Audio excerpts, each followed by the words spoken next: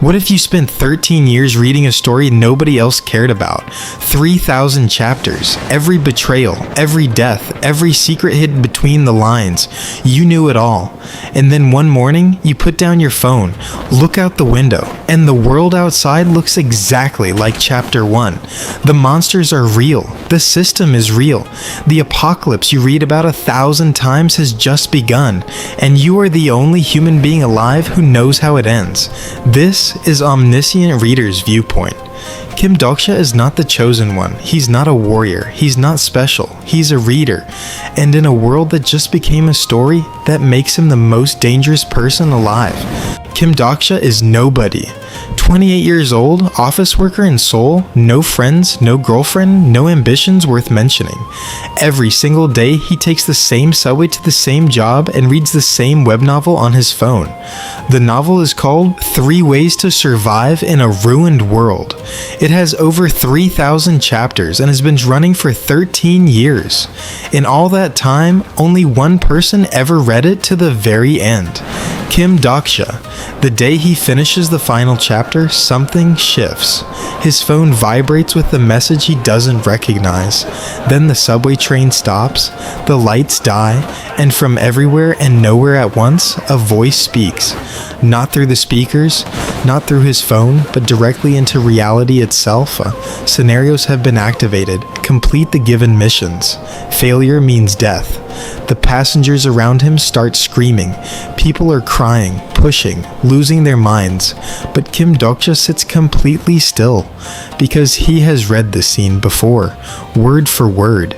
He knows what happens next, he knows who survives, and right now, that knowledge is the only weapon he has. Every story has a protagonist. In this one, his name is Yoo Jung-hyuk, the strongest hunter alive. Cold, ruthless, and built like someone who has fought the same war 1,000 times. Because he has. Jung-hyuk carries a power no one else possesses. Regression. When he dies, time rewinds. The apocalypse resets. He wakes up at the beginning and tries again.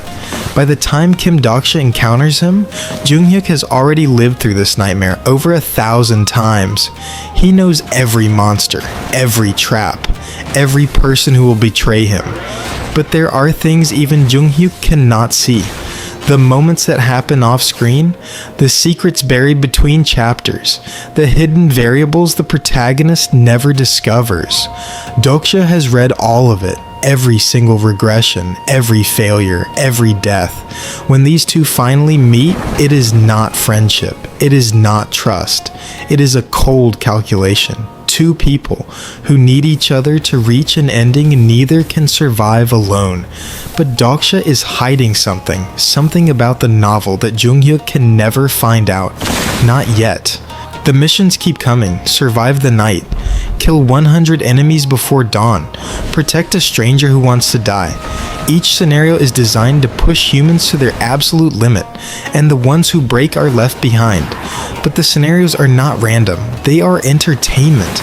Above the ruined world, watching from dimensions humans cannot reach, sit the constellations, ancient beings, gods, immortal entities who have lived so long that suffering has become their favorite television show.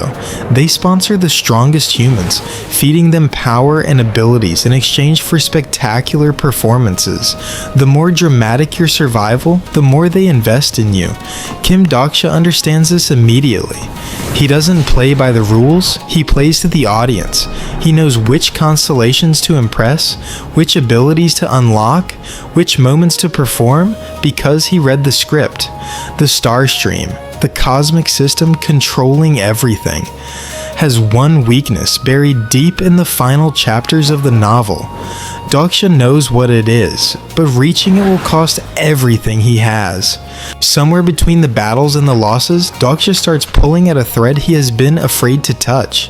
The novel, 3 Ways to Survive in a Ruined World, was written by someone called TLS123, anonymous, unknown.